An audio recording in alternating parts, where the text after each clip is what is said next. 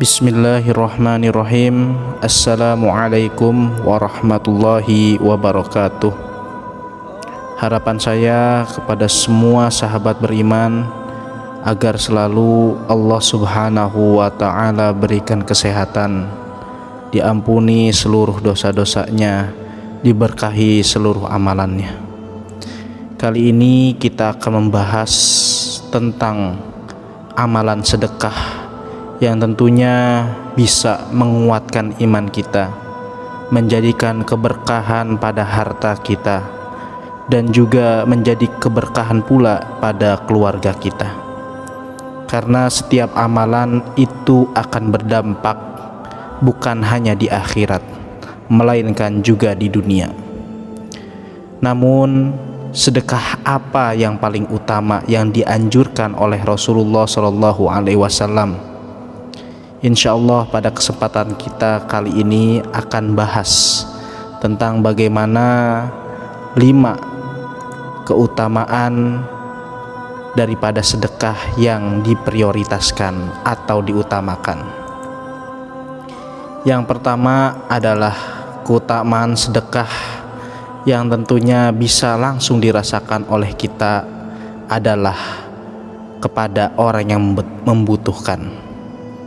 Rasulullah Shallallahu Alaihi Wasallam bersabda, sebaik-baik sedekah adalah mengalirkan atau menyediakan air. Hadis riwayat Ibnu Majah. Sedekah dengan mengalirkan air dapat menjadikan sedekah yang paling utama jika dilakukan di tempat yang kekurangan air dan banyak orang yang mengalami kehausan. Apabila tempat tersebut tidak kekurangan air, maka paling baik adalah mengalirkan air ke sungai untuk memasang saluran air. Air merupakan kebutuhan bagi semua makhluk hidup dan salah satu karunia Allah Subhanahu wa ta'ala dengan diciptakannya air dan bagian daripada kasih sayangnya. Bahkan dengan kita bersedekah tentang air atau mengalirkan air, maka bukan hanya kepada manusia saja, melainkan juga kepada seluruh makhluk hidup yang ada di sekitarnya. Namun tidak semua makhluk memiliki akses untuk mendapatkan air secara bebas dan mudah. Karena itu sedekah air dianggap sebagai salah satu amalan yang berpahala sangat besar. Air adalah sumber dari semua kehidupan dan tidak mungkin dipisahkan dari kebutuhan makhluk hidup. Oleh karena itu, memberi air minum kepada orang yang meminta termasuk perbuatan sedekah yang akan ditanyakan Allah pada hari kiamat kepada hambanya. Hal ini sebagaimana disebutkan dalam hadis qudsi. Allah berfirman, "Wahai anak Adam, aku meminta minum kepadamu. Mengapa kamu tidak memberi minum kepadaku?" Si hamba menjawab, "Wahai Tuhanku, bagaimana aku memberi minum kepadamu, sedang Engkau Tuhan semesta alam, Rob semesta alam?" Allah berfirman, "Hambaku si fulan telah meminta minum kepadamu. Mengapa kamu tidak memberi minum kepadanya? Seandainya kamu memberi minum, kamu akan mendapat pahala di sisiku." Hadis riwayat Muslim. Nabi berpesan untuk menjadikan air sebagai sedekah utama. Hal ini terjadi karena Rasulullah menyadari bahwa betapa banyaknya air yang dibutuhkan tubuh kita dan kita tidak dapat bertahan hidup tanpa adanya air. Yang kedua, sedekah kepada orang yang memusuhi. Sesuai keterangan dari kitab Nashihul Ibad karya Syekh Imam An-Nawawi Al-Bantani, Rasulullah menganjurkan kepada umatnya untuk bersedekah kepada keluarga dekat yang memusuhi umatnya tersebut. Hal ini dijelaskan Rasulullah Shallallahu Alaihi Wasallam, sedekah paling afdol utama ialah yang diberikan kepada keluarga dekat yang bersikap memusuhi. Hadis riwayat Tobroni dan Abu Daud. Tentunya seseorang yang bersedekah kepada kerabat yang memusuhinya bertujuan agar mereka tidak saling memusuhi dan membenci, serta agar hati mereka menjadi lembut dan sadar. Yang ketiga, sedekah kepada keluarga dan kerabat. Terkadang saking asiknya kita bersedekah di luar, lupa memperhatikan sanak kerabat yang terdekat. Padahal sedekah terhadap sanak kerabat terdekat itu lebih utama di sisi Allah.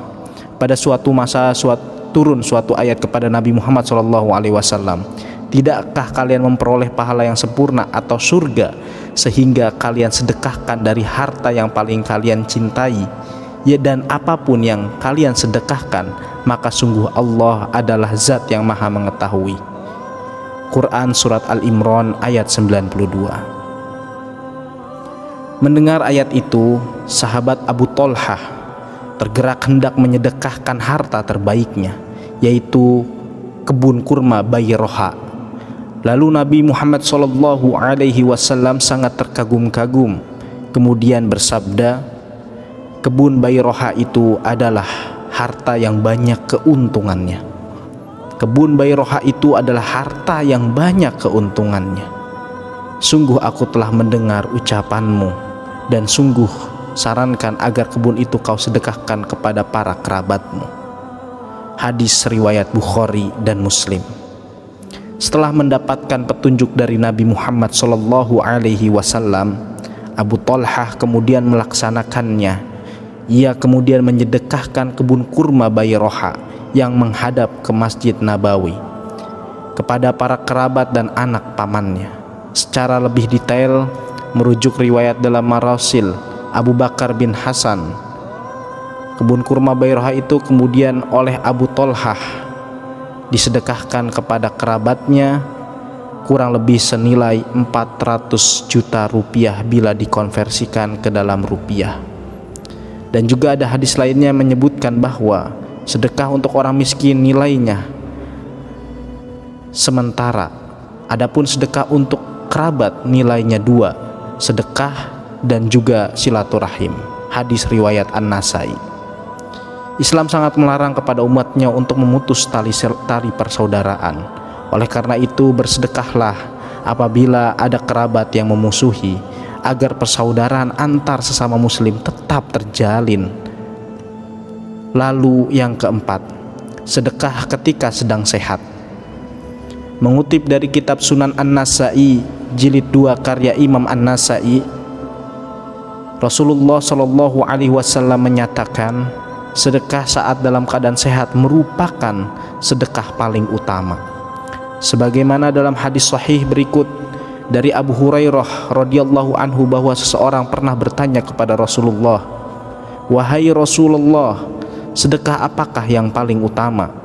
Lalu beliau menjawab, "Kamu bersedekah saat kamu sedang sehat."